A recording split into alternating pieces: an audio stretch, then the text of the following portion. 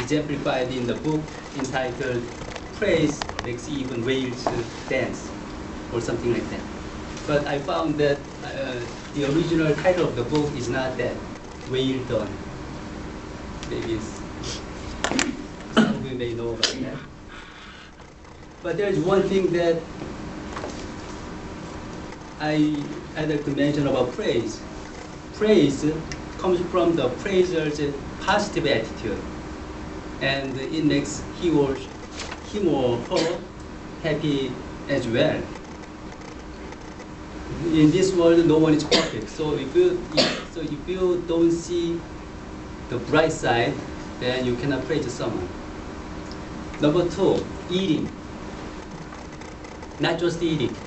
What I mean is eating good foods with good people. As you can see, I have kind of a slim body. So that doesn't mean that I don't enjoy eating. I can agree more to the saying, Korean saying that even the nation's number one must see Mount Gunggang comes after eating.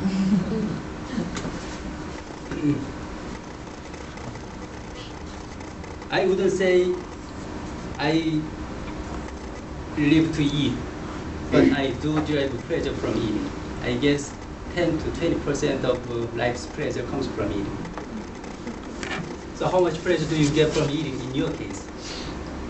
I believe eating is one of the major sources of happiness for most. That's why you wine and dine your beloved ones and friends. That's why companies spend millions of dollars every year on wining and dining their customers. And of course, that's why most gathering occasions end with a feast. Now let's turn to my number three, learning. Learning certainly gives me pleasure as I see life itself as a journey of learning. Long ago, the Chinese philosopher Confucius emphasized the joy of learning through the very first line of his Analects of Confucius. I haven't read the whole book, but I do remember the first famous three lines of his Analects, which goes like this. Isn't it a pleasure to study and review occasionally? Isn't it also gladness, having a friend visiting from far away? And the third one is,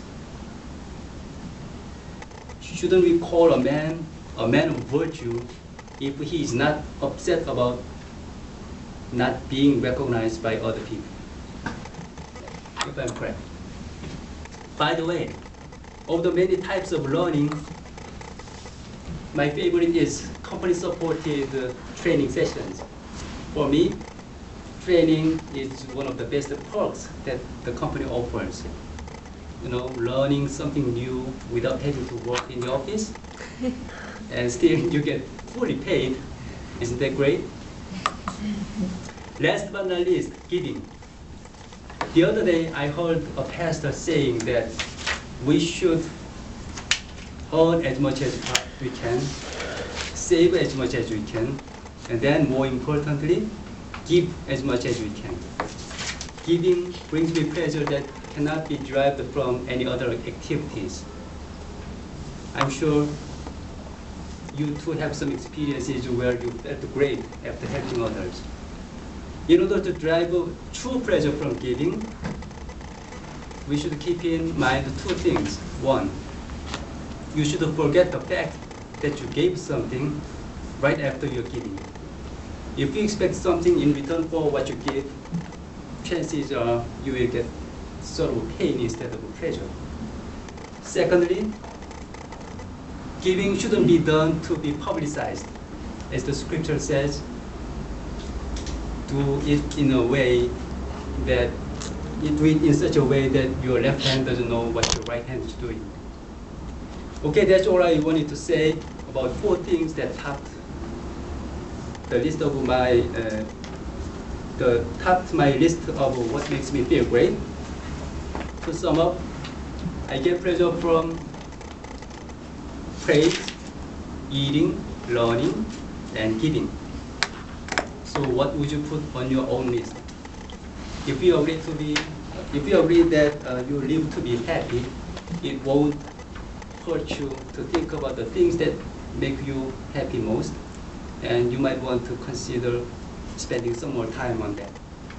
Thank you.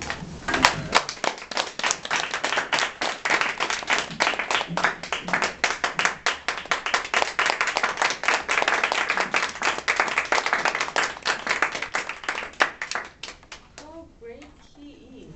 He's making his feeling bad by praising, eating, learning, giving. There's nothing bad.